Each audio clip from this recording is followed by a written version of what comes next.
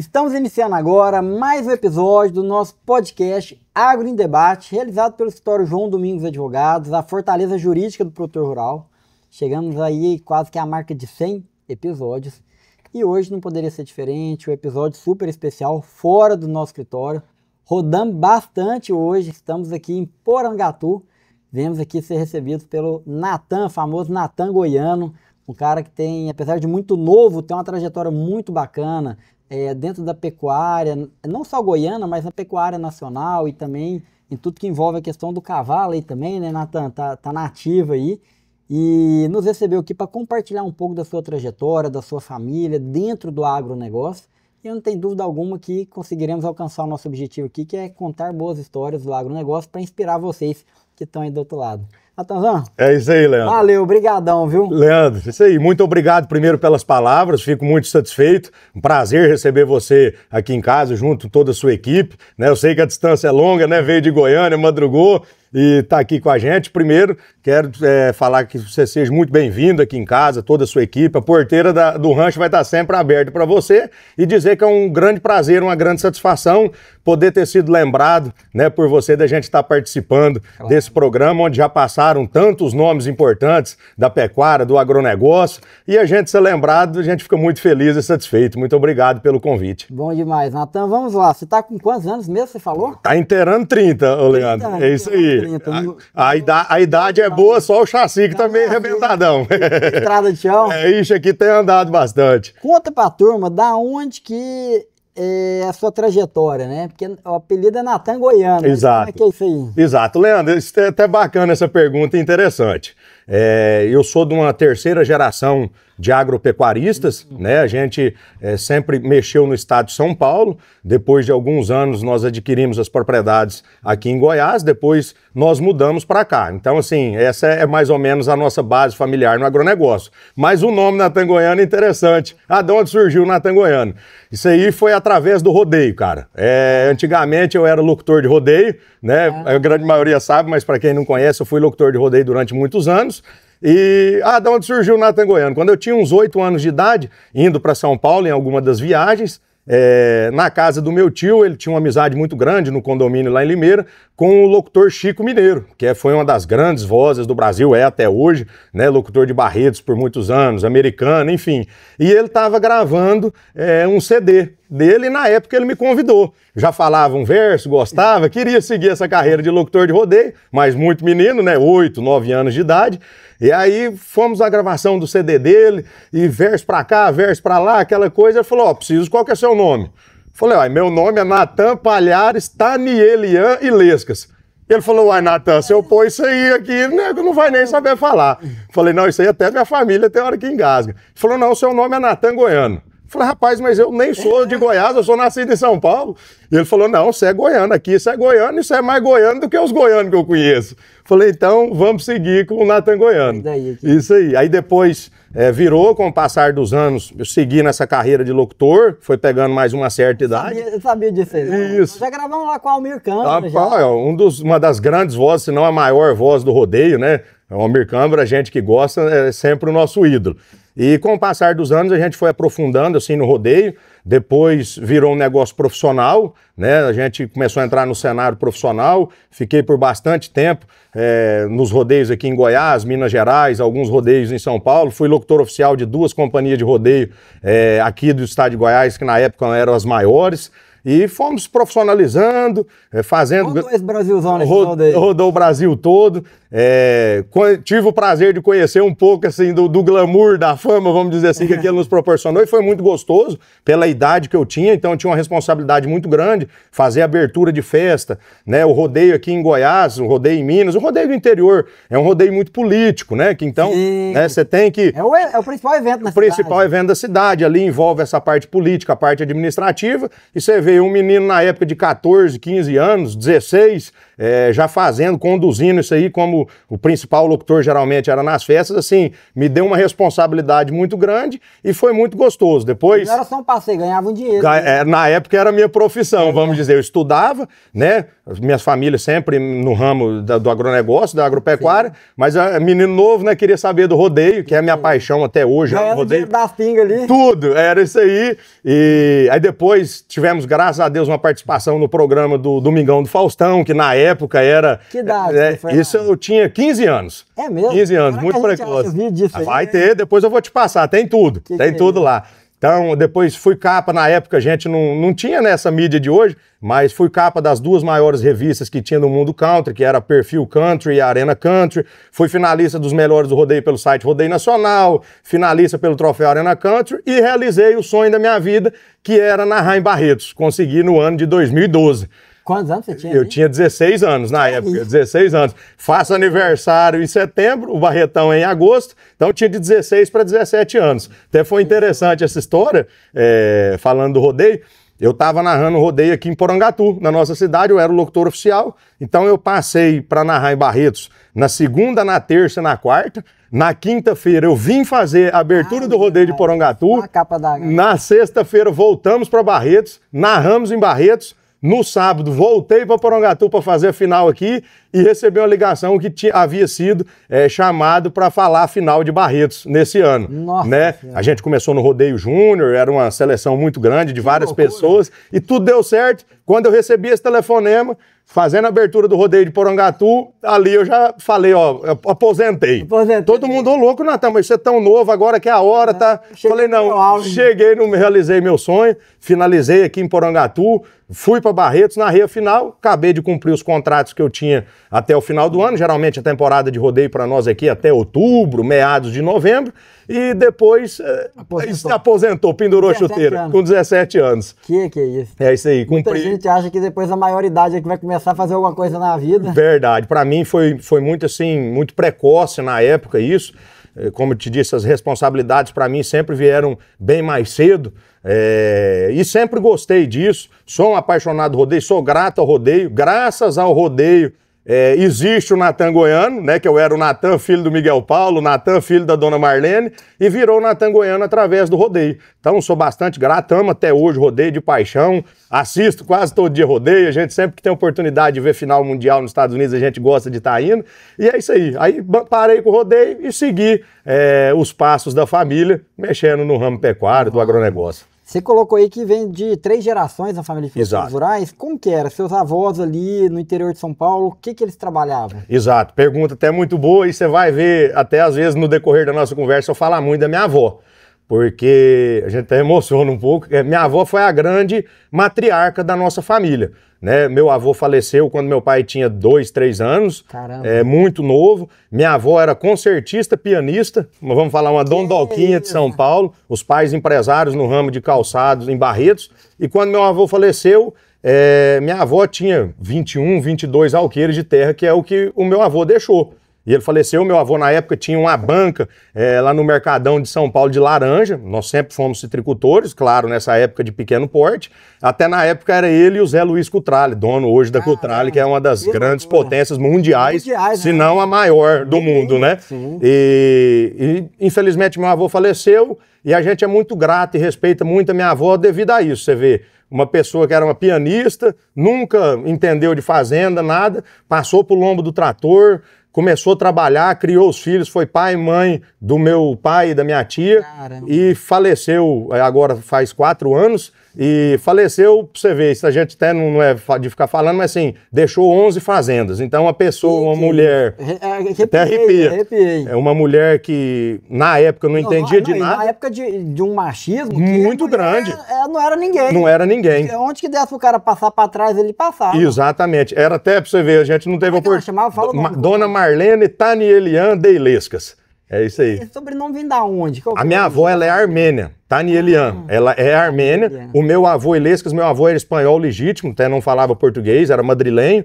Então, assim, nós somos uma mistura. E eu, da parte da minha mãe, nós somos americanos. Então, é tudo uma mistureira, aí virou o goiano, né?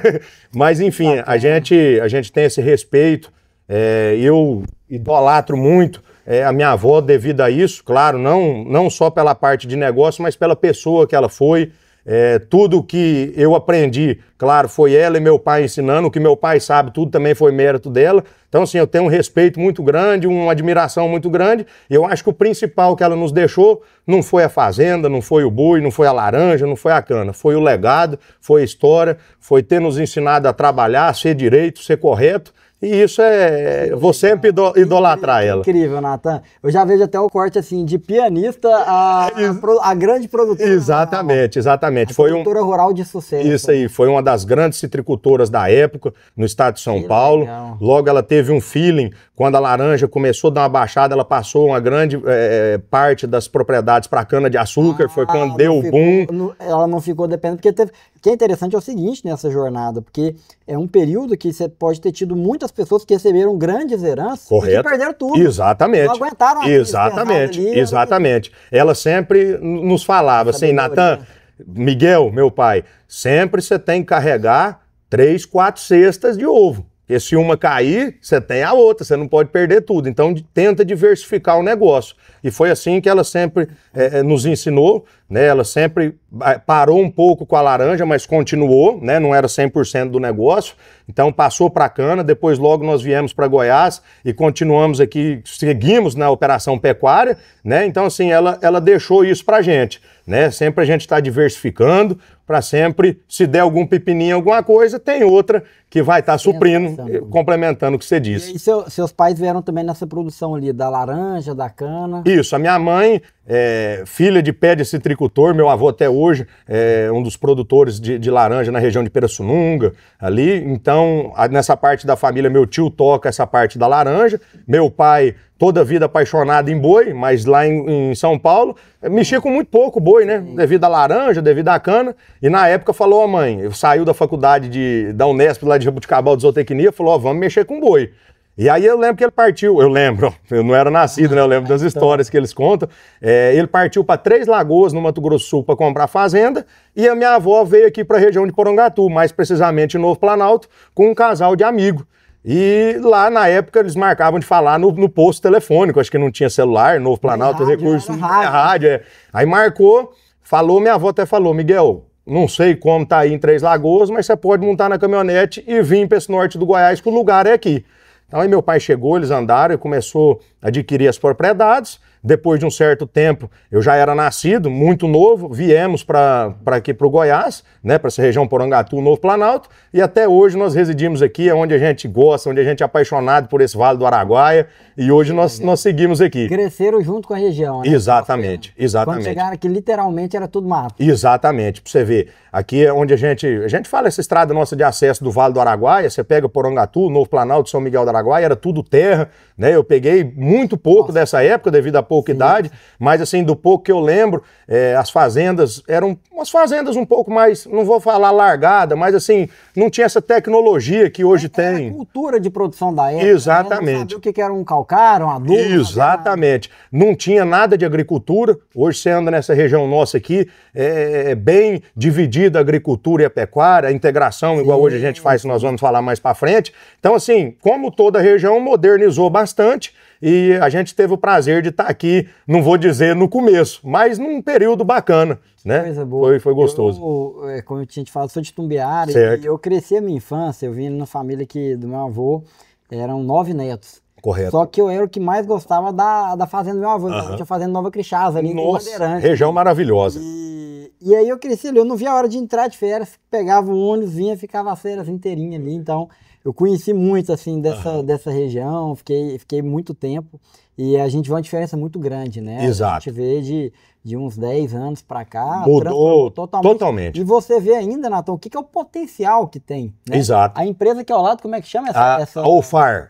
Você vê bem ao lado aqui do rancho. Que ela vai começar a operação agora funcionando. Que exatamente. É o diesel, exatamente. Né? O diesel. Que movimento que não vai gerar de desenvolvimento? Porque esse movimento é tudo, é logística, tudo.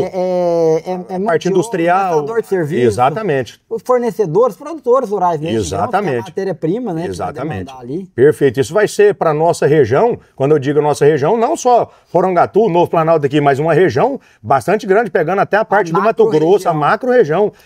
Vai ter essa demanda, né, aqui. Então isso vai ser muito bom, vai desenvolver ainda mais a nossa região, igual ela já está se desenvolvendo. E é igual você disse, a parte da indústria, quando ela chega para fomentar, para ajudar e para complementar a parte do agronegócio, eu acho que é a saída que a gente precisa ter, né? Sim. Natan, eu queria entender o seguinte, o seu pai, que você falou que sempre gostou da parte da pecuária. Correto. Eu acredito que tem aí, uns 30 anos ou mais nessa jornada aqui. Correto.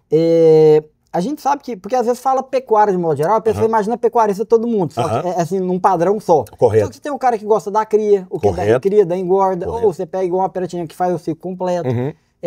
O que é a visão do seu pai? Eu queria que você contasse para nós se quando ele chegou, o que ele focava era na cria, por exemplo, aí depois ele foi mudando a visão, e qual que é a visão dele hoje, de vocês, na pecuária? O que vocês fazem? Correto, bacana.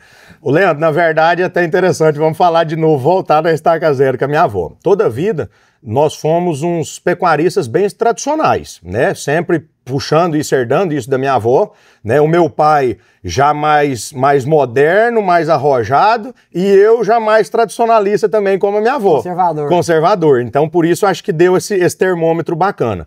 Então, toda a vida, desde que eu me entendo por gente, o nosso negócio foi comprar boi erado. Nós comprava boiada de 2 anos, 30 meses. Quanto mais erado achasse para comprar, melhor. E matava o boi de 4 anos, 4 anos e meio. Esse sempre foi o nosso negócio. Invernar as boiadas, aqui nessa região nossa do Vale do Araguaia. Comprar, engordar e mandar para baixo. Exatamente. Gastando pouco com o boi, sempre tendo um capim de qualidade, né? Claro, na nossa região a gente conseguindo fazer um bom manejo, porque você sabe quando que vai entrar, vai sair, na seca não vai ter gasto. Exatamente. Carregar a fazenda. E com custo menor, né? Então, assim, essa pecuária tradicional, ela é isso, é você gastar pouco com o boi, erar o boi e deixar... Você não gira tão rápido igual hoje, o mercado já demanda que nós vamos chegar. Mas assim, toda a vida nosso negócio foi esse.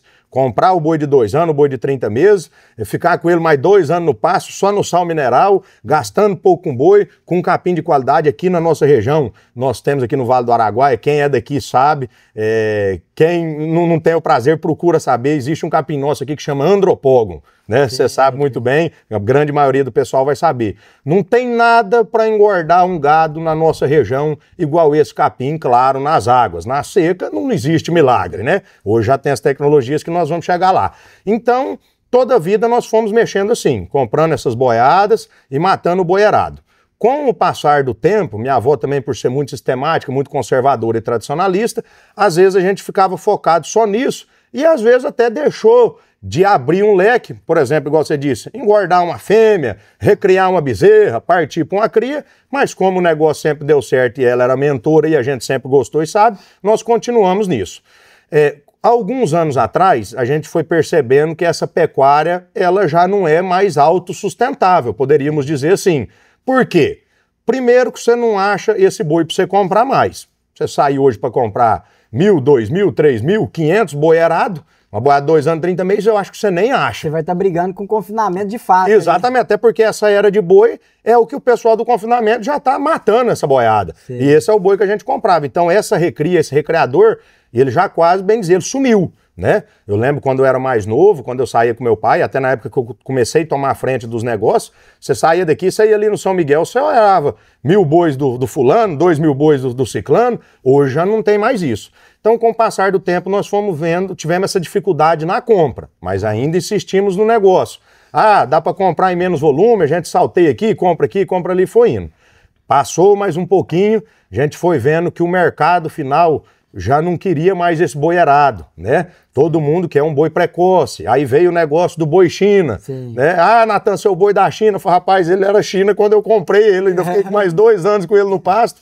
Então, desculpa, nós fomos vendo que essa pecuária ela já estava ficando meio difícil de se lidar com ela, apesar dela ser bastante lucrativa, né? Igual eu te disse, nessa parte conservadora nossa, eu acho que ela é uma pecuária bastante lucrativa, você gira menos, mas você gasta pouco com o boi, então a gente é ainda assim para esse lado, mas a gente foi vendo a dificuldade depois de vender esse boi para a indústria frigorífica, o mercado não queria mais.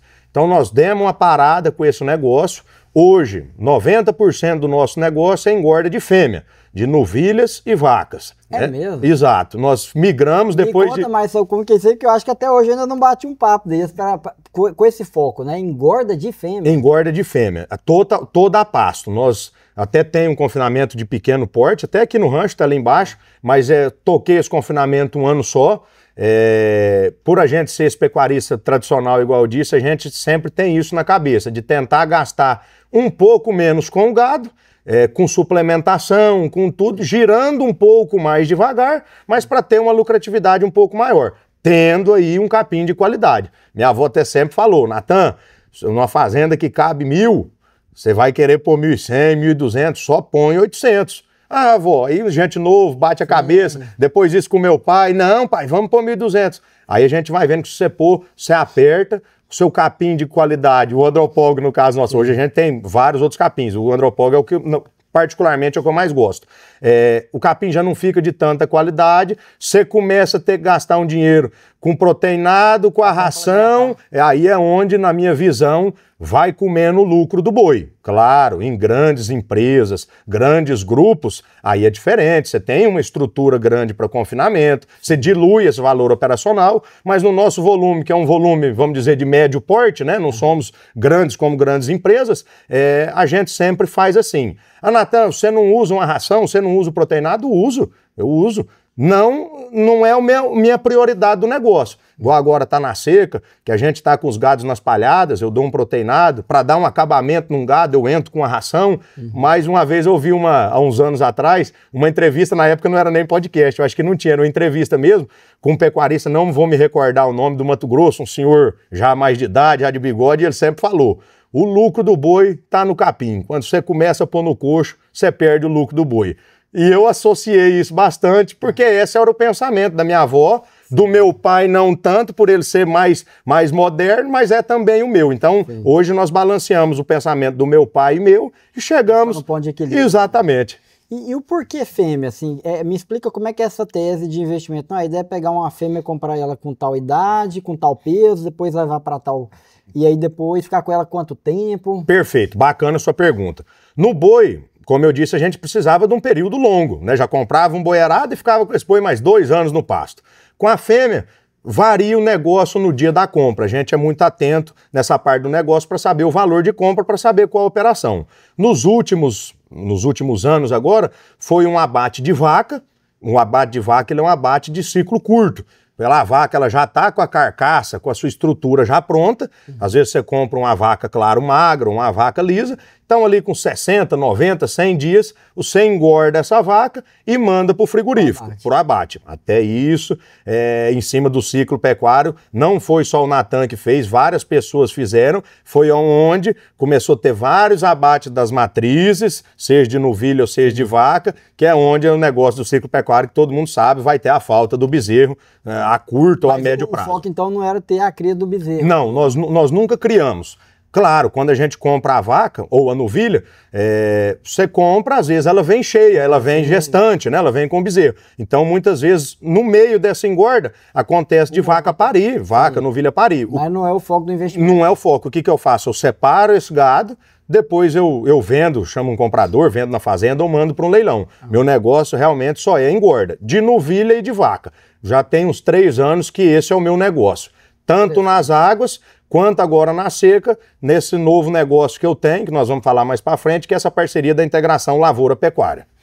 Eu acho que já pode colocar para a gente agora, Natan, como que tem funcionado, né, nas propriedades de vocês, porque você tinha colocado aqui que tem uma delas que está arrendado para agricultura, exatamente, né? Vocês mesmos não mexem com agricultura, né? Não, nós temos um parceiro, a gente sempre fala, não é que você arrenda a fazenda, a gente tem uma parceria com uma empresa que você conhece bastante, que é a Tamburi Agronegócio, do meu amigo Marcelo. Inclusive, nós vamos agendar pra você gravar lá. Vamos. Viu? Ele tá Aí, Marcelo, agora não dá pra fugir mais, não. Não, Marcelo, agora nós vamos buscar você. Ele tá marcando, desmarcando, já tive até na fazenda sem ele, agora nós vamos lá. É isso aí, você vai lá, você vai ver que história. Muito bacana, precursor, né, no Vale do Araguaia e Goiânia. História bacana, tem uma estrutura magnífica, uma equipe extraordinária e um cara fora da curva. Igual tem o Natan Goiânia, seria o Marcelo Paulista. Exatamente. Exatamente, exatamente. Então nós fizemos essa parceria com o pessoal da Tamburi.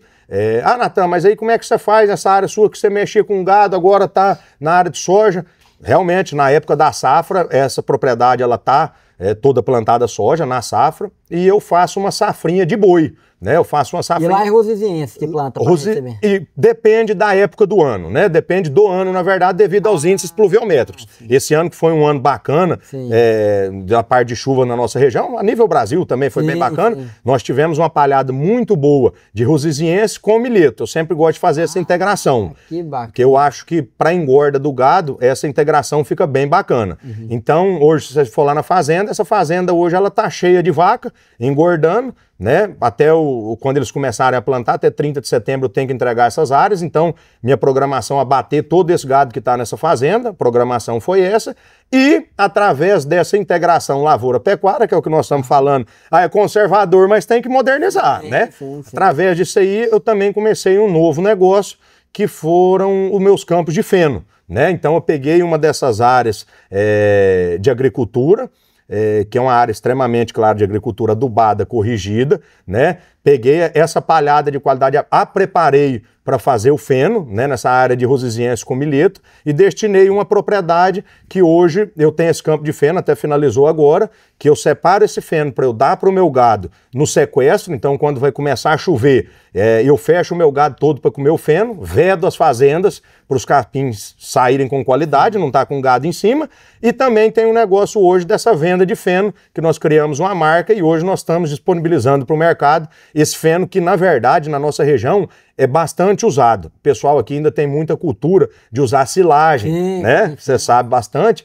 E quando você começa a implementar, as pessoas começam a usar o feno, vê o quanto o feno é mais prático, porque você não precisa de uma estrutura na fazenda. Você diz a logística ali para... Exato, ali você pega o feno, você solta no meio do pasto, o gado está comendo. Na silagem você tem que ter um vagão distribuidor, você tem que ter uma linha de coxo, então ela demanda... Mão de obra para fazer isso tudo. Mão de obra que hoje é um dos grandes gargalos, acho que para qualquer negócio, né, Leandro? Então, hoje a gente tem essa facilidade com o feno, fora o resultado que você vê. Vamos falar grosso modo, uma silagem ela tem 30% de matéria seca, um feno ele tem 90% de matéria seca, e todo gado dá numa média, ela come 2,5% de matéria seca, então o consumo do feno é bem menor do que o da silagem devido ao nível de matéria seca. Então você tem um consumo melhor, a conta fica bacana, fora a facilidade que você tem.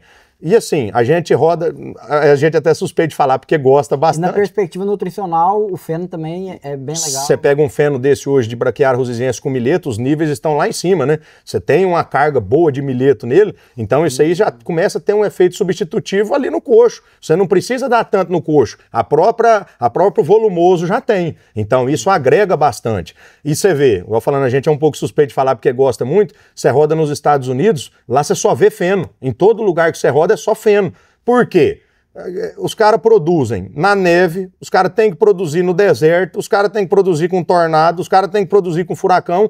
Então o que ele tem que ter? A comida. Americano só usa feno, a grosso modo. Sim. Então, nessas viagens, a gente indo, foi vendo, falou, rapaz, eu tenho que mexer com isso. E nessa viagem, nós falando até fora do podcast que nós fomos fazer com o Rubens da Texas Center e o Vinícius Custódio, um amigo meu lá de Rondônia, de Ariquemes, e ele já fazia esse negócio do feno. E nós conversando nessa viagem, fomos fazer visitas técnicas nas fazendas para ver como é que era para ele aperfeiçoar o negócio dele, e eu fui vendo aquilo, sentei com o Vinícius, preciso de sua ajuda, cara, me ajuda nisso aí. É bem recente, começou agora. Recente. Então, eu comecei isso aí com ele, tivemos esse estalo lá nos Estados Unidos, e hoje a gente está fazendo esse feno, produzindo esse feno de alta qualidade, e é bastante bacana e interessante. E uma curiosidade, nesse início agora, são quantos hectares que você está destinando a essa operação da produção do... Correto. Esse ano, como foi meu primeiro ano, então assim, por ser um negócio novo, né, um negócio que a gente não sabia como era, como vai ser a produtividade, como vai ser, eu tenho para o gado meu, eu sei que meu gado vai comer ótimo, mas o excedente que eu vou fazer, que vai ser para venda, como vai ser, Graças a Deus, assim, o pessoal abraçou bastante, já vendi quase minha produção toda, né? Tem que até dar uma paradinha, senão goria gado meu não come feno. Eu fiz só 150 hectares, né? Foi uma fazendinha que nós temos do lado direito ali da pista, fiz esses 150 hectares, finalizou agora no domingo, né? Então tá tudo prontinho. Mas é feno pra caramba, né? Feno pra caramba, muito feno, é bastante feno. Você anda lá assim, some de vista, ficou bonito, ficou interessante. E antes de fazer o corte, tava bonita ali a visão. Nossa, depois eu vou te mostrar as fotos, você vai ver. Por ser uma área de agricultura, foi um ano que choveu bastante, foi muito bom. Então assim, um feno muito bom, um feno de bastante folha, um feno sem talo. Peguei ele na hora certa, né? Não fiz um feno com talo, deixei ele 25 centímetros da parte de baixo para ficar um feno de bastante qualidade. Então tudo também tem essa técnica que você vai desenvolvendo, essa ciência que eu fui aprendendo através dos amigos e agora eu já tenho um pouco dessa vivência nesse ano, né? Tenho certeza que todo ano a gente vai melhorar ainda mais. Que interessante. E como é que funciona, por exemplo, para a colheita ali, né? Tem que fazer, tem que dessecar. Como é que funciona isso ali? A hora que dá o ponto, como é que funciona para fazer o corte, preparar o feno mesmo? Exato. Primeiro você tem que ver o ponto certo da lavoura, que ali não é um capim, ali é uma lavoura, né? É um campo de feno. Primeiro você vê o ponto certo. Não, agora é o ponto de enfenar. Então vai vir uma máquina cortando o capim, como se fosse uma roçadeira, grosso modo, né? Vem cortando o capim, depois vem uma máquina que vem tombando e enlerando. Por que de tombar? O capim você precisa ter um certo nível de umidade, você não pode enfenar um capim com umidade alta, senão ele perde o valor nutricional dele, diminui. Então você tem que dar o tombo para a parte que estava embaixo e para cima, o sol vir e secar ele. E já vai fazendo a leira. Depois vem as máquinas importadas, existem nacionais, existem importadas, essa nossa que a gente trabalhou, uma máquina bastante bacana, que você vem na leira e ela vai fazendo os rolões, as bolonas de feno que a gente fala. Ali você pode fazer, dependendo da máquina, da quantidade de quilos, mais ou menos, que você quiser. Mas que eu fiz estão dando média de 250 quilos. Cada rolo de feno. Por quê? Eu acho que se eu fizer demais, para o manejo fica um pouco mais difícil, né? Se eu fizer de menos também para a carga já fica mais complicado. Eu achei que essa daí ficou uma quantidade bem bacana. Isso gerou o que por hectare, mais ou menos, de rolo ali? Depende da área, mas vamos falar assim, a grosso modo, eu tive uma produtividade muito bacana. Ela chegou próximo a 30 rolos de feno de 250 quilos por hectare. Mas teve áreas que deram menos, né? Claro, isso depende do jeito que você faz, depende do jeito que tá. Mas deu uma média de 28 e alguma coisinha, quase 30. 7 mil quilos, mais ou menos? 7 toneladas? Exatamente. Tem que fazer 3, isso aí. Isso aí, que interessante. Bacana, bem bacana. E uma logística totalmente diferente, porque quando a gente vê o feno, você tem, o silo, né? Correto. A silagem tem toda aquela questão do lugar que você vai fazer um manejo, que é tanto de gente ali. Exato. O operacional se torna muito difícil. O operacional para produzir a silagem, eu acredito que seja maior, e depois também você poder dar pro gado. Perfeitamente. Né? E é para otimizar a mão de obra. Você vê, tiver eu e você aqui, a gente tiver com ali, ô Leandro, vamos ali pôr feno para um gado. Nós dois mesmo, a gente só solta o rolo de feno ali, o gado come e perfeito. Está resolvido. Está resolvido o problema. Para um arrendamento, a pessoa que tem um arrendamento que não tem estrutura, né? A pessoa, esse ano, pegou um fogo na fazenda, eu tô sem o pasto, você tem o feno. Você tendo a comida, independente do que ela for. Se ela for silagem, se ela for feno, você tendo a comida, você tem tudo, né? E o feno ainda mais por essa praticidade. Uma curiosidade aqui, porque o pessoal fala, quando você fala de logística, de ciência, quanto mais, vamos dizer, quanto mais água você carrega, mais caro é. Correto. Então, se você pega um caminhão para carregar de silo ou de feno, a ideia que me dá, pelo que você está falando, é que você vai conseguir carregar mais alimento, vamos dizer assim, mais nutrientes no mesmo caminhão com feno. Matou a pau. Esse comentário seu foi em cima da pinta. Você vê, igual a gente falou, você pega um caminhão de silagem. Uma silagem, vamos falar grosso modo que ela tem 30% de matéria seca. 70% é água. Então a pessoa está comprando 70% de água e só 30% de matéria seca. Um feno, ele tem, numa média, 90% de matéria seca. Então a pessoa só está comprando 10% de água. Que tem que ter, não tem jeito. Então, quando você pega isso financeiramente, ó a diferença que isso dá. Então, aí, como você disse, você otimiza isso na carga, no valor, no que seja, porque o consumo do feno se torna menor do que o da silagem devido a esse nível de matéria seca. É igual a conta de você transportar o leite líquido ou o leite em pó. Exatamente. Né? Que a indústria faz. A mesma analogia, perfeita. Interessante. Que bacana. E o que vocês veem, assim, porque assim, o que eu vejo? O mercado mudou muito a pecuária. Correto, né? correto. Como você colocou, e uma lembrança que eu tenho da minha infância com meu avô, a pecuária que a gente tinha uns anos atrás era uma pecuária assim, como você falou, não é uma pecuária largada, sim, mas muito extensivona. É muito extensiva, você não gastava tanto. Perfeito. Né? Era aqueles pastão gigante. Gigante, sem divisão de pasto. Gado selvagem. Isso, exatamente. Você ia tocar o gado, não sabia nem o tanto certo de gado. Exatamente. Que enfiava no meio do mato, aquele trem todo. E aí a gente foi transformando, né? A gente vê que é difícil. Tem quem ganha dinheiro com essa pecuária hoje? Ainda tem, mas é raro. É raro. É raro, tem que ser propriedade muito grande, médio para cima. E é raro ele conseguir se manter, né? E em meio a todas essas transformações, o que você acredita que a gente tem para o futuro? Porque, assim, até trazendo um ponto, Nathan, o pessoal que a gente conversa falou assim, Leandro, por exemplo, Estados Unidos, né? Correto. Estados Unidos tem um rebanho muito menor que o brasileiro, exato. Uma produção mais relevante proporcionalmente.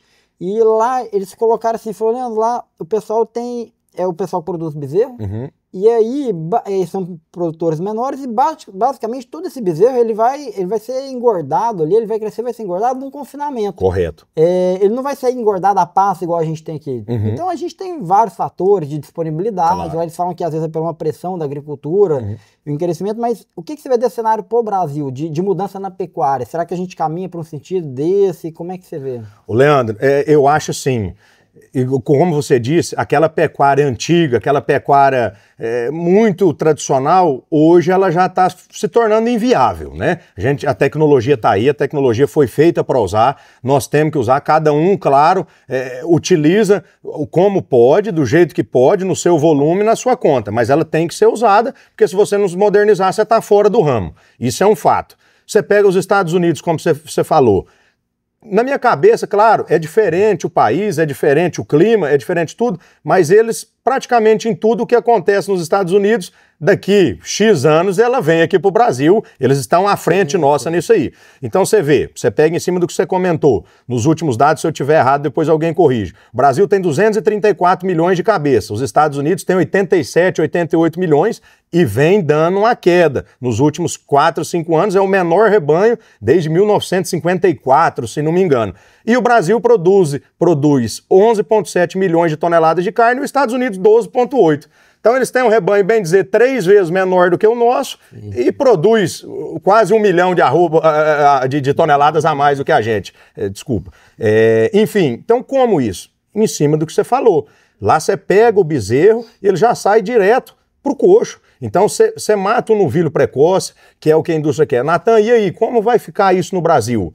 Eu acho que às vezes pode ser que não tenha essa parte tão brusca, porque a gente tem... esse Brasil é maravilhoso, cara. Esse lugar aqui, você tem grandes terras, você tem um clima maravilhoso.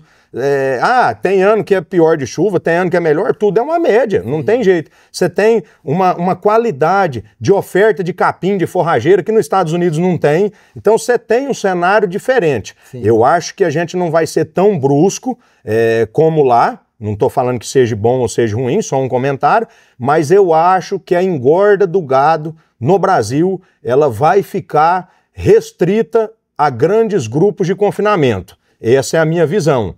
Por quê, Nathan? Eu parei de engordar o meu boi, como eu disse há pouco, porque o mercado ele não aceita isso. Então, o que era melhor se eu continuasse no boi?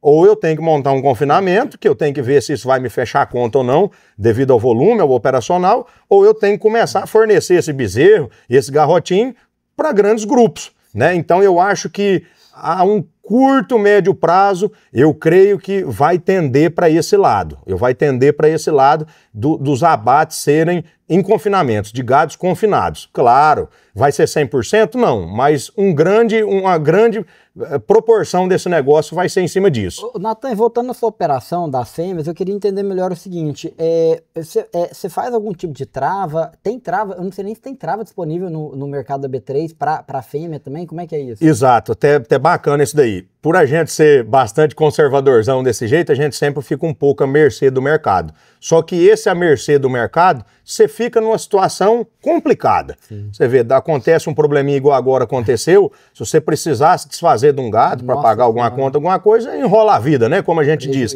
Então o que eu faço? Eu sempre procuro fazer parcerias.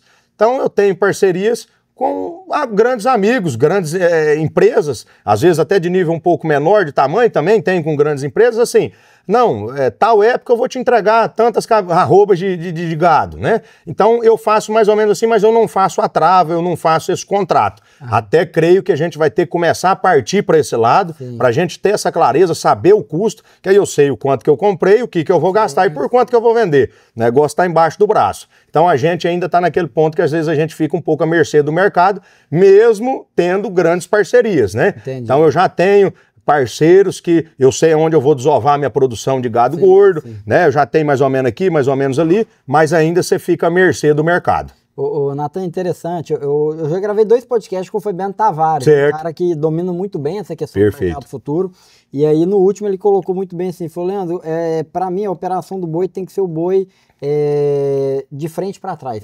Então você vai pegar e vai falar o seguinte, falou, você quer abater ele lá. Correto. Então a tese dele no caso é pegar esse boi ali, né? Acredito eu que na faixa ali de 13, 14 arrobas, põe no confinamento, fica ali 90, 100, 110, 120 dias e leva para abate. Correto. O que ele faz? Ele falou, Leandro, minha operação, ela nunca dá prejuízo. Ele falou, por quê? Ele sabe o custo. Eu tô com dinheiro aqui. Eu vou olhar aqui agora quanto que o mercado tá vendendo. Perfeito. Vou pagar tanto. E eu já olho, se eu comprar agora, eu sei que é o custo de produção que eu vou ter. Correto. Eu consigo ter o custo definido desses insumos e eu vejo quanto que eu consigo travar a operação. Correto. Eu faço a conta, qual que é a margem mínima que eu quero ter? É tanto, eu já faço a trava. Ah, mas pode subir, se subir você vai perder a alta. Ok. Eu não quero eu não quero ser o cara que vai acertar no olho da mosca toda vez, que vai ganhar o máximo, mas que eu vou ganhar sempre. Perfeito. E aí, ele falou, Leandro, a operação é essa. E aí até um outro cara que eu ouvi falar, que eu não conheço pessoalmente, que é o Zé Eduardo da Agrogen, fertilizante Tocantins. Eu lembro há uns anos atrás, o pessoal me contava que ele tem uma grande estrutura no Tocantins, né? Acredito que seja um dos maiores pecuaristas lá hoje. Correto. E o pessoal falou, Leandro, lá a operação é do mesmo jeito. Falou, olha, ele tem uma operação enorme, tem uns compradores dele, e na hora que os caras saem de manhã para fazer a compra, ele já olha o que está precificado no mercado futuro. Exato. Os caras falam, tem tantas arrobas disponíveis para comprar por tal preço, faz a conta, dá, não dá, fecha. O boi só entra para o confinamento, só entra na operação com o contrato das arrobas já travado. Então, numa situação como essa agora, que está derretendo, o Fabiano publicou esses dias, falou, cara, o que era gado próprio aqui no meu confinamento já estava 100%, e o que era de parceiro estava 80%. Perfeito. O que não estava terminou de travar agora, né? Porque fica desafiador, né? E principalmente, isso é muito válido para qualquer tipo de negócio, mas principalmente para o confinamento. Porque o boi de coxo, ele é igual a laranja. O boi de coxo, ele chega um momento que você tem que colher ele. O boi tá gordo, você tem que mandar ele pro frigorífico. Quando você tem um gado a pasto, ele não vence no estoque. Você entendeu? Então, eu tô, por exemplo, engordando minha boiada. Minha boiada hoje tá com 20 arrobas, tá no pasto. Rapaz, o mercado afundou, eu não tenho trave, eu não tenho contrato, o que eu faço? Deixo, seguro ela vai erar, vai continuar, vou matar ela com 22, 23 arrobas. Eu preparei para matar uma novilha. A novilha, o mercado afundou. Não, o que eu posso fazer? Eu posso aguardar, eu posso inseminar essa novilha, eu posso vender ela prenha, eu posso esperar ela parir. Então, tem isso aí, mas eu acho que é muito válido. Eu acho que quem for engordar gado tem que partir para esse rumo. Você vê, olha os exemplos que você falou, tudo de pessoas que estão fazendo isso, é provado que dá certo. Tem que ser, você tem que ter os custos na mão. Então, eu acho que é bastante válido. A gente ainda fica um pouco assim, porque hoje a gente compra um negócio. Igual eu falei, toda a vida era só boi. Hoje a gente compra o negócio. Se comprar bezerra, o que a gente acha que vai ser bom, a gente compra bezerra. Se for a vaca, vai ser a vaca. Se for o boi arado de novo, a gente compra o boi arado. Eu acho que a gente tem que ter... manejar. Isso, essa foi um dos pontos que nós tivemos. Não vou dizer que foi assim, foi o estalo para a gente começar a aproveitar um pouco mais as oportunidades. Isso eu e meu pai e eu. Então hoje a gente compra o negócio. Igual eu disse, se hoje é a engorda da vaca, vamos engordar a vaca. Amanhã pode ser que o negócio da vaca fique ruim. Então vamos ver qual que é o negócio, vamos sentar ali no leilão e vamos assistir o leilão, uma semana, 10 dias batendo leilão. Não, acho que esse negocinho aqui é o que dá para dar uma margem, vamos partir para ele. Então hoje a gente é bem aberto a isso. A gente tenta comprar um negócio, claro, não saindo do ramo nosso. Ô, Natan, e como é que é esse processo, vamos dizer assim, de sucessão familiar, né? Como é que é a sua relação com seu pai? Porque o que existe aí é uma sociedade, né? Exatamente. Às vezes pode não ter no papel um contrato social de uma pessoa jurídica e tudo, mas o que tem é uma sociedade. para além de pai e filho, na medida que vocês estão trabalhando conjuntamente, né? Como que é essa jornada? Porque a gente vê que é um desafio muito grande na atividade rural. Às vezes o pai quer, o filho não quer, Exato. ou às vezes o pai acha que quer, mas não consegue largar o osso. Exato. E o filho não consegue desenvolver. Exato. Tem um amigo nosso que ele diz assim, que a sucessão na pecuária geralmente acontece com 70 anos. Então assim, pô, aí o herdeiro que vai assumir... Já tá já quase na hora de... começar a aprender. Exatamente. Certo, Exato. né? Então, conta pra nós sobre essa perspectiva. Né? Legal, legal. Leandro, na verdade, assim, eu me sinto uma pessoa muito abençoada, iluminada por Deus, pela família que eu tenho. Eu tenho uns pais maravilhosos, tenho minha mulher maravilhosa, tive minha avó, foi, nossa, fora da curva. Então, assim, a gente vem pegando e a gente vem moldando isso. Eles fizeram essa base familiar, através dessa base familiar de pessoas honestas, trabalhadoras. Então, primeiro você tem isso no sangue, isso é igual cavalo. Você tem que correr dentro da veia, né? Não tem jeito. Primeira coisa eu acho que é essa. Você tem tudo, você tendo uma base familiar boa, o sangue seu dentro da veia já corre para você ser bom. Você só tem que ser moldado. E isso, meu pai, minha mãe e minha avó conseguiram, acho que, passar isso para mim. Eles nunca me forçaram a gostar de boi, eles nunca me forçaram a mexer negócio. Meu pai sempre fala, eu te fiz para ser um homem. Se você fosse ser um médico, não quero que você não precisa ser o melhor, mas você tem que ser direito, você tem que ser correto, você tem que ser honesto. Então, assim, eu acho que tem essa parte da sucessão, eu acho que o principal é a pessoa fazer um filho, fazer uma filha, tendo a base boa, né? Tendo a base boa, sendo direito, sendo honesto. Seja em que ramo que ele for fazer, ele sendo direito, ele sendo correto, tudo ele vai dar certo, né? Primeira coisa. Da parte, eu sempre gostei muito de boi. A primeira palavra que eu falei, até início numa das revistas dessa parte do tempo do rodeio, eu falo, foi boi, não foi nem pai nem mãe. É mesmo? Então isso já corre na veia. Eu sou apaixonado em boi. O cara que mexe com boi, ele tem que ter o dom para mexer com boi. Ele tem que ser nascido para mexer com boi. Você tem que ter aquele prazer. Rapaz, você fechar uma boiada no curral, você apartar, você fecha 1000 bois, você tira 600 bois na hora de comprar uma boiada igual, uma boiada de batoque, repique de barbela, cara enrugada, isso é prazeroso, isso é gostoso. Você tem que ter esse feeling. Isso aí você não dá conta de construir, você tem que ter ele, você aperfeiçoa. Sim. Mas isso aí você tem que ter aquilo. Você vê o curral, você botar o chapéu empoeirado, com a carneira suja, isso é prazeroso, é gostoso. Você embarcar um boi, você soltar uma boiada num pasto, você recriar essa boiada, você vê ela fumaçar a tábua do pescoço. Isso é prazeroso, isso é gostoso. Quem gosta sabe do que eu tô falando, o que é isso. Ah, rapaz, o Natan tá falando isso aí, ele é doido. Quem sabe, quem gosta, sabe. É um dos maiores prazeres que a gente tem, é mexer com boi. Isso é o que a gente sabe, é o que a gente gosta. Então, eu acho que isso aí eu adquiri. Com o tempo, meu pai e minha avó, minha família foi me moldando para isso. Minha avó foi sempre muito preocupada com eu ser um homem de fazer negócio. Ela sempre me falou, Natan, você tem que aprender a comprar e vender. Ah, avó, boi? Eu falo, não, boi é obrigação sua, você já está no ramo, agora você vai ser comercializador de boi. Mas você tem que aprender a comprar e vender. Você aprendendo a comprar e vender, você não passa fome nunca em nenhum lugar. Ah, mas como assim? Uai, se o Leandro tá aqui com a caminhonete dele, se eu sei comprar ele, eu sei vender. Você tem que saber isso aí. Isso é a base de negócio de toda pessoa. Né? É sempre que dá certo? Não. Se todo mundo acertasse, todo mundo tava rindo para as paredes, né? O mercado às vezes atrapalha, tem hora que às vezes você pensa que o negócio é bom e ele não é, mas você tendo essa base fica bastante bacana. Agora, o que eu acho que é de grande valia é isso aí. Você vê, eu tenho certeza que a minha família fica bastante satisfeita de eu estar seguindo esses passos. Eu sou filho único, se eu não sou filho único, se eu não seguisse isso aí, iria acabar aqui, às vezes, a operação de agronegócio, não que às vezes eu não seria uma pessoa bem-sucedida, podia estar em outro ramo, mas está tocando, né? Então, assim, eu acho que essa base familiar é a grande chave para tudo. Fazer bons homens, fazer boas mulheres, e isso a pessoa vai indo, fazendo negócio.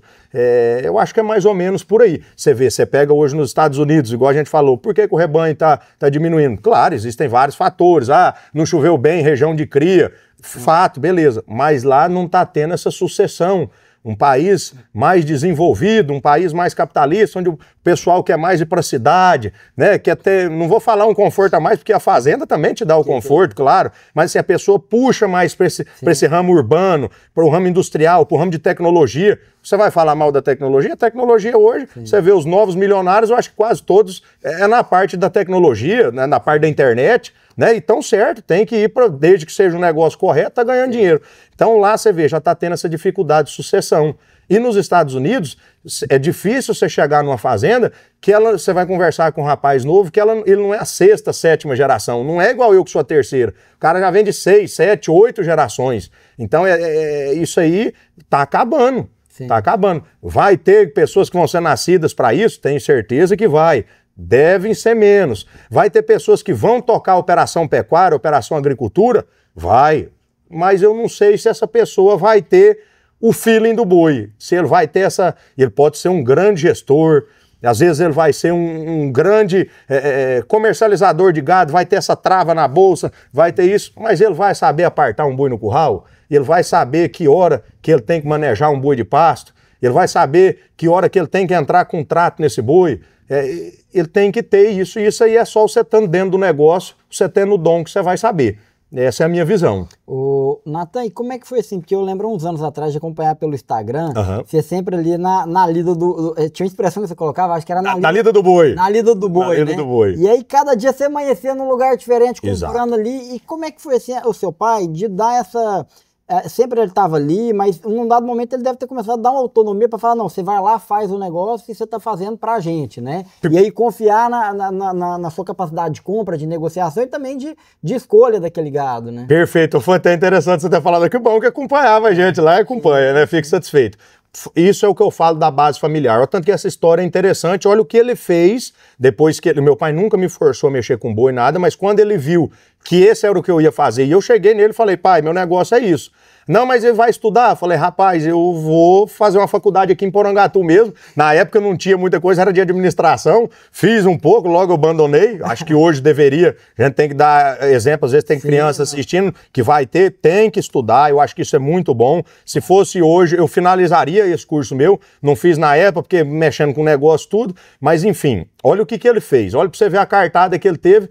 Foi a melhor faculdade que eu tive. Olha só. Formado na lida do boi. Na lida do boi. Olha o que ele fez. Quando ele viu que eu ia querer isso, que eu não ia mudar, não ia sair para fazer faculdade, eu ia seguir nesse ramo, e ele pegou e me soltou com um rapaz que foi meu grande amigo, é meu grande amigo até hoje, um grande comercializador de gado, mexia com leilão na época com o André, e ele falou, Natan, você gosta de boi? Gosto. Você gosta de fazer negócio? Gosto. Então agora você vai começar a catirar boi. Não é seu sonho?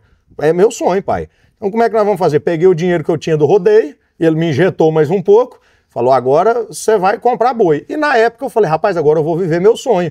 E hoje eu vejo que eu vivi meu sonho, vivo meu sonho, mas eu fiz a faculdade do boi.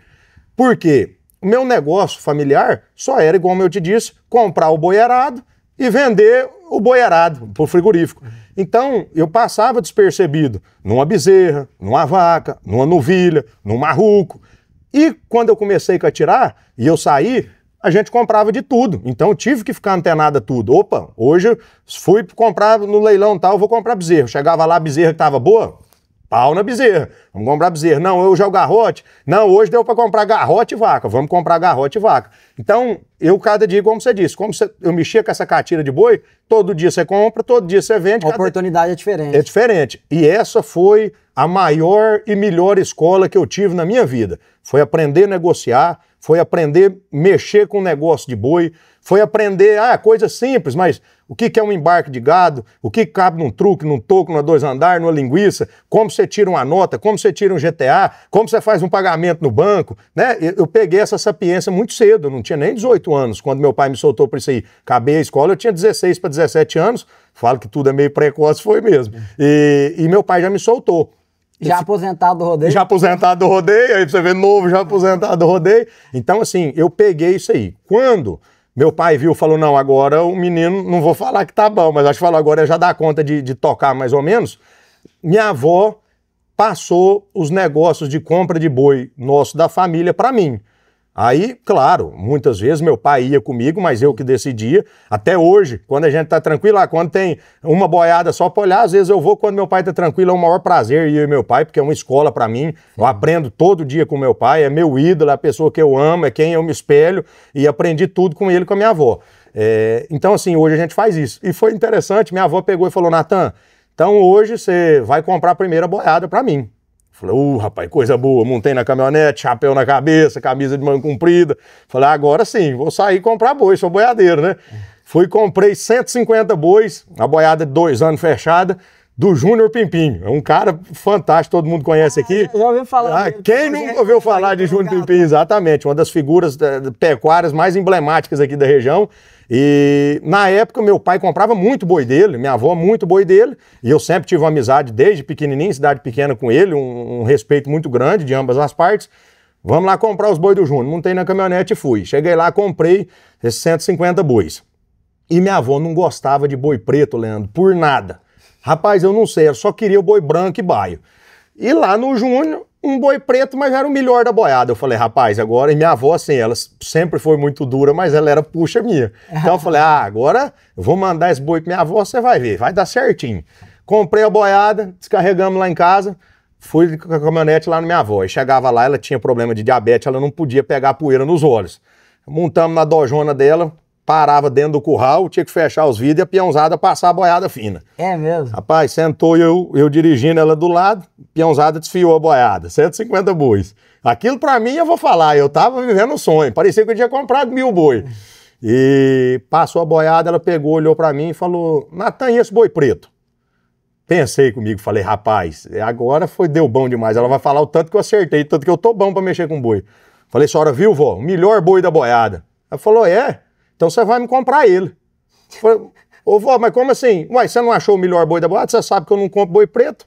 Rapaz, tive que ficar com o boi, carregar o boi de lá, porque aí lá nessa fazenda só tinha boi dela, eu não tinha boi lá. Carreguei pra fazenda do meu pai em Novo Planalto um boi e fiquei, não deixou ficar. E na época eu achei até meio ruim com ela. Falei, nossa, rapaz, um boi, o que vai mudar pra ela? Um boi no meio da boiada toda? Não fez e hoje eu aprendi, foi bacana. Se eu tô comprando o boi pra ela, ela só gosta de boi branco, por que eu vou comprar o boi preto? Tô batendo em ferro frio, né? Enfim, então foi mais ou menos assim e essa foi a base, foi fazendo negócio, foi comprando, foi vendendo e aí a partir disso aí eu tomei frente da compra de gado da família. Então, o que eu vejo assim, hoje o casamento meu e do meu pai, a sociedade minha e do meu pai deu muito certo por causa disso. Eu sou boiadeiro e meu pai é fazendeiro. Meu pai é aquele cara que a caminhonete dele, se você abrir, é cheia de tudo que você imaginar. Ele vê uma cerca, ele já ajeita a cerca, já desce, já arruma. E ele já vê, o curral ali, não, já vamos fazer um desenho de curral, ele já organiza. Não, essa aguada a gente tem que puxar a cerca aqui. Não, essa boiada, os coxos... Gosta da operação. Da operação. Né? Meu pai é fazendeiro ao extremo. Então, assim, deu muito certo por causa disso e até acho que eu tenho que pegar sempre isso com ele. Isso é muito bom, esse estalo que ele dá. Meu pai, se deixar, ele é o dia inteiro na fazenda. Tanto é que quem fica mais na cidade, quem fica mais no negócio sou eu, porque meu pai, ele sai levanta 4 horas da manhã, todo dia, 4h30 ele tá na fazenda, chega de noite. É a paixão da vida dele, é o que ele ama fazer, é isso. E você? E eu sempre aqui mexendo no negócio, comprando, vendendo, tentando negociar um gado. Ou seja, a sociedade perfeita. Um cuida do comercial e o outro cuida da operação da fazenda. Exatamente. E nessa parte até que você falou, é até interessante falar como essa sociedade dá certo. Tem uma empresa leiloeira que eu estou aqui há 3 anos aqui, foi um dos maiores leilões do estado de Goiás, foi o que nós fizemos, que é a NF Leilões, e essa empresa é uma sociedade, era o Natan e o Felipe. Todo mundo fala, a sociedade é um negócio complicado, a sociedade... Meu casamento, a minha sociedade foi tão boa com o meu pai, isso já fato, é pai e filho, e com esse sócio meu, que é o Felipe, que é um cara que eu amo de paixão, meu amigão, porque eu ficava no comercial, claro, também atrás, ele também um pouco no comercial, mas ele mais no fundo. E sem vaidade nenhuma, um cara sem vaidade, ele deixava o Natan ir no comercial e ele resolvia a maior parte do problema. Porque, claro, o comercial é difícil, é complicado. Mas você pega dali para trás, rapaz, a boca é escura. Então, deu certo por causa disso. A gente somava, 1 mais 1 dava o 2, bacana, legal. Então, assim, a gente tocou por muito tempo esse leilão, giramos bastante gado em Porangatu, só gado de criador também, tinha um pouco de comercializador de gado, tinha grandes empresas comprando com a gente, foi bastante bacana também essa passagem. É interessante porque a gente analisar isso, porque as pessoas acham que pode ser algo natural uma sociedade entre pai e filho. E aí o primeiro pressuposto para existir essa sociedade é estritamente o vínculo familiar. Exato. E aí você tem uma questão comportamental mesmo, né? De aptidão. Então, muitas vezes pode ser um problema. E você colocou do leilão, se os dois são fortes no comercial e ninguém gosta da Como é que vai fazer? Vira o caos. Vira o caos. Ali. Exatamente. E na fazenda da mesma forma. Mesma se fosse coisa. os dois gostando do comercial, como é que ia fazer? Da operação, ia virar bagunça e vice-versa, né? Então, eu nunca tinha parado para analisar como que é saudável dentro de uma operação rural, seja pecuária ou agricultura, sim, você ter, quando consegue ter essa conjunção, né, de um pai ou um filho que pega na ponta mais administrativa da operação e o outro que pega mais forte ali no comercial, e aí um soma com o outro, né? Correto, isso a gente vê bastante, até você vê, assim, tem amigos, tem conhecidos, que você pega às vezes... ou às vezes o pai é muito fechado, né? Sim. Quer puxar o negócio todo para ele. Não, meu filho, ele tem que... eu que compro, eu que vendo. Então, assim, eu, graças a Deus, eu não tive isso, né? Claro, aprendi a trabalhar, aprendi o operacional da fazenda, mas meu pai falou, não, você vai para essa parte e eu vou para essa e a gente sempre está em comum. Se precisar... Meu pai compra o boi e eu vou na cerca, eu vou no curral, vice-versa. Então, esse casamento é muito bom, essa parceria, essa sociedade é muito boa. Existe briga? Claro, não tem como. Apesar de ser pai e filho, ter um respeito, briga existe. Tudo, claro, dentro dos limites, com respeito. Claro, meu respeito por ele imenso, dele por mim também imenso. A gente se ama, apesar de negócio de tudo. Só que, claro, quando você tem um negócio, ele tem algum desgaste, mas o resultado é muito positivo, é prazeroso. Rapaz, esses dias mesmo nós estávamos embarcando uma vacada gorda, num domingo. Aí eu falei, pai, vamos lá na fazenda? Vamos na hora, passa aqui. Nós até tiramos uma selfie juntos, nós dois abraçados, com a vacada no fundo. Cara, aquilo ali é gostoso demais. Você fazer o que você gosta, você fazer com o seu pai. Eu tenho certeza que para ele também fazer com o filho. É muito bacana. A gente que gosta disso e tudo, é uma sensação indescritível. E eu acho que é isso que vale. É igual a gente brinca, rapaz, o boi é tão bom, é tão gostoso, ainda você quer ganhar dinheiro com ele, você quer que ele te dá dinheiro.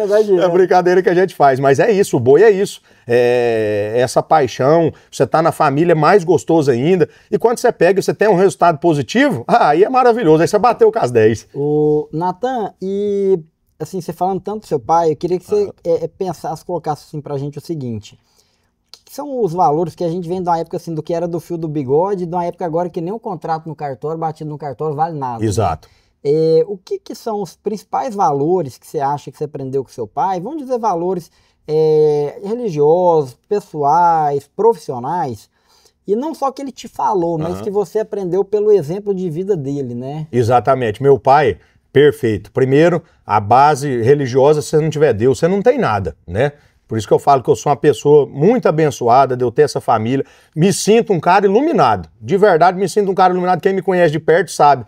Rapaz, Deus coloca a mão em mim e eu fico muito feliz. É toda vez que acerta? Não, mas fala, rapaz, todo dia Deus me dá um presente. O dia que ele não me deu, é porque o presente é grande demais, ele gastou tempo embalando ele ainda, vai me dar amanhã. Então, assim, eu sou muito feliz quanto a isso, me sinto uma pessoa iluminada, honrada por pai e mãe, e é isso aí. Tenho alguns princípios que meu pai sempre me falou. A gente até tinha escrito, tinha até que ter trago com a letra dele algumas coisas para você ver que desde pequeno ele me falava. Vamos ver se eu lembro todas. Ele discriminava assim, a base, Natan, esse aqui é o que você tem que ser. Ser honesto, a primeira. Desculpa, ter Deus no coração, a primeira. Ser honesto, a segunda. Ser organizado, a terceira. Ter carisma, a quarta. Ter concentração, a quinta. E a sexta, não vou me recordar agora que é tanta coisa, mas assim... Os 6 mandamentos da vida. Exatamente. É uma base que se você pegar, a gente falando assim, pega tudo isso pra você ver se não dá certo. Não tô falando que eu fiz e deu certo, eu procuro fazer para dar. A gente tenta obter o sucesso. Você vê, se você tiver Deus, você tem tudo. Se você for honesto, você vai passar puro no quê? Você é honesto, você é direito, você não dá cano em ninguém. Quando você é certo, você procura pessoas certas do seu lado. Quando você é organizado, o seu negócio... quando você está organizado, ele roda, ele vai tranquilo. Quando você tem a persistência, era ter persistência que eu não falei, você está persistindo no negócio, você está tentando o negócio. Minha avó sempre falava, Natan, todo negócio é uma média de 5 anos. Ô, vó, mas como assim? Não, Natan, se você engordar um boi 1 ano, ele pode ser bom, no outro ano ele vai ser ruim. Ah, mas e aí, vó? Engorda o boi 5 anos, Natan. Vó, mas 5 anos é uma vida. Se você antes de 5 anos, você não dá conta de saber nenhum negócio. E hoje eu vejo que é a pura verdade. Você não tem como você tirar de base 1 ano, 2 anos. Pega os 5 anos, faz a média. Negócio foi bom? Vou continuar nele. Negócio foi mais ou menos? Vou ver. O negócio foi ruim? Você sai dele. Então, é isso. Aí você pega, você continua nesses outros princípios, é a base de formação de todo homem. Eu acho que quando a gente fala homem, mulher, né? Exatamente, é a mesma coisa.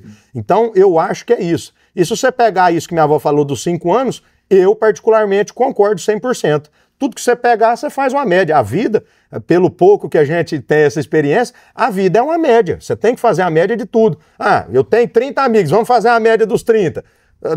É boa? Então você tá bem de amizade. Ah, eu tenho 10 cavalos, vamos fazer a média dos 10, serve pra você laçar. Opa, tem uma tropa boa. Então eu acho que é mais ou menos isso.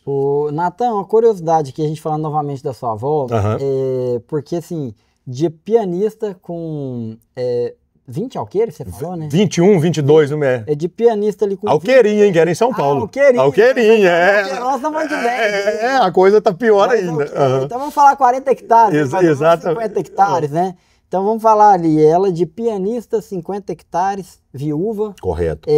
Para depois deixar 11 fazendas de herança. O que você acredita? Porque ela tinha um grande diferencial. Tinha. Né?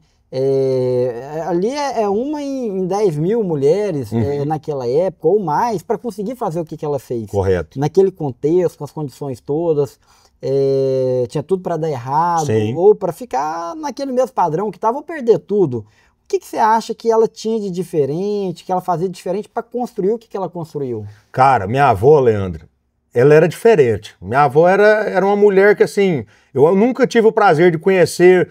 Não vou nem falar uma mulher ou um homem, uma pessoa daquele jeito. A energia. A energia, primeiro, muito dura, muito sistemática, muito correta, muito direita. E eu acho que ela se impondo assim, foi onde ela conseguiu ter esse respeito da mulher. Eu acho que foi a primeira. Hoje eles falam empoderamento. Ela já era empoderada. Ela já era na época que nem existia o que era isso. Ela tinha isso aí. E segundo, que eu acho que era a principal coisa dela, uma exímia negociante. Minha avó, olha, era uma aula de negócio. Mas a Natan do quê? De tudo. Você sentava com ela para ela comprar um sofá na loja, eu ficava de braço cruzado vendo. Fala, rapaz, não é possível. Ela quer ver? Eu vou comprar, portanto, vou. Como que a senhora vai comprar? Presta atenção. E ela ia, comprava o negócio, portanto. Ia mexer com gado, comprava. Era uma exímia negociante. Foi isso que eu tive eu despertei isso e hoje eu queria ter ela aqui para eu pegar ainda mais, porque conforme você vai passando a idade, você vai amadurecendo mais. A visão é outra. É outra, é igual eu tô falando. O que o Natan, que eu tinha 16 anos quando eu comprei a primeira boiada para ela, é diferente do Natan de hoje. Tenho certeza que a apartação ia ser melhor, o negócio ia ser melhor. Então, assim, peguei isso dela, queria ter aproveitado mais, não teve jeito, infelizmente, mas esse foi o diferencial dela. Uma mulher direita, uma mulher firme, uma mulher que para negociar nunca vi ninguém passar ela para trás. Igual a gente disse, toda vez ela ganhou dinheiro, deu certo. Não, mas todo o negócio dela tinha fundamento. Às vezes não deu certo devido ao mercado, devido a isso. Minha avó é muito direita. Minha avó, pra você ver, era tão tradicional, ela sempre teve isso a gente tem até hoje dela. Ela sempre falou, Natan, a gente tem que trabalhar com recurso próprio. Mas, vó, como que nós... Olha aqui, a fazenda do fulano tá à venda. Não, Natan, não vamos dever. Hoje, o que você acha disso, Natan? Não sei, a gente continua nessa mesma ideologia porque deu certo, mas já deixamos de ganhar dinheiro. Podia ter comprado uma fazenda por 35, ela deu o boom e ter vendido por 150, ou ter ela por 150. Mas eu continuo seguindo os passos delas. Eu acho que ela tá certa. Ela sempre falou, Natan, se você tem dinheiro para comprar 10, só compra 7. Mas por quê, vó? Você tem que deixar na mão para você fazer um negócio bom. Porque amanhã você já tem outro negócio bom na sua casa. Negócio bom não acaba, o que acaba é o dinheiro. O outro você tem que manter, esse gado, se tudo der errado. E o outro você tem que ter no bolso. Porque o cara, se ele tiver apertado, você estando apertado, se você precisar vender, você tem que obedecer ao mercado. Não tem como, você precisa vender, você precisa pôr o dinheiro, você tem conta para você pagar. Ah, Natan, isso é válido? Cada um trabalha de uma forma, tenho certeza que muitos são bem-sucedidos de uma forma, outros são dessa. Estou dizendo o jeito que foi a minha base, né? Então, assim, gosto bastante, fico satisfeito, tenho minha avó e meu pai como meus ídolos, claro, minha mãe, tem tudo, mas eu digo assim, no pilar do negócio, eu acho que fui muito abençoado de ter essa família e, nossa, tenho muito prazer hoje de estar aqui assim, com eles. Natan, que bate-papo maravilhoso. Quanto tempo que já deu aí, turma? Já? 1h14. Olha, que coisa boa. Pro papo, quando ele é bom, ele vai indo, né? Conversa boa, Natan. É isso aí. Eu acho que dá pra gente finalizar por aqui. Eu acho que a conversa foi muito boa. E eu acho que é isso que inspira, sabe, Natan? É como você falou ali do Francisco Fena, né? Ó, o vizinho nosso aqui tava perto, tinha uma visão bacana do cara, mas não tinha ideia do que tinha por trás ali, depois que você tem conhecimento. Exato. Você vê que a história é outra, né? Exato. Então eu acredito que deva ter muitas pessoas que às vezes até te conhecia, já tinham ouvido falar de você ou da sua família, mas não imaginava o que tinha por trás, né? Exato. Essa história mesmo da sua avó aí é incrível, né? Então é uma base muito forte, né? Geralmente você tem a família ali que o esteio é o patriarca, né? No Exato. caso ali foi a matriarca que foi o esteio da família e que ajudou a construir isso. Então, assim, se hoje você é o que você é, se hoje vocês têm o que vocês têm, é porque ali atrás vocês tiveram sua avó que foi essa base firme ali, que forjou seu pai, que ajudou a forjar seu caráter, sua personalidade, né? Tanto pessoal quanto nos negócios. E eu acho que é isso que a gente tem que aprender a entender, né, os valores. E aí a gente volta naquela perspectiva, o que é o valor da família, né? Exato. Como que realmente as pessoas colocam que a família é a base de tudo. Se você tem uma boa família, uma família estruturada, a sociedade vai ser um reflexo daquilo dali, não tem como ser diferente, né? E que vocês possam, o que você possa dar seguimento nessa jornada aí na sua família, que agora a responsabilidade é sua de povoar o mundo aí, Exatamente. de fazer os sucessores, né, e dar seguimento nesse legado, né, porque a gente vê claramente aí o que sua avó deixou foi um legado, né, então é muito, que vai muito além de um patrimônio, de fazendas, mas é de uma história, né, de uma história de vida ali, e que, sem dúvida alguma, deve encher todos vocês de muito orgulho, né, e deve ser uma honra muito grande poder carregar no peito essa história toda, essa história muito bonita. Mas é isso aí. É isso aí, Leandro. Obrigadão, muito obrigado. Prazer receber você, toda a sua equipe. Independente de qualquer coisa, as portas vão estar sempre abertas para você. Muito obrigado das palavras. Valeu. Obrigado pelo espaço, fiquei muito feliz. E é o que você falou, independente do que seja o patrimônio da pessoa, independente do que você tem que ter o legado, tem que ter história, né? É isso aí. E pra gente encerrar falando da pecuária, é isso aí. A gente tem que sempre acreditar na pecuária.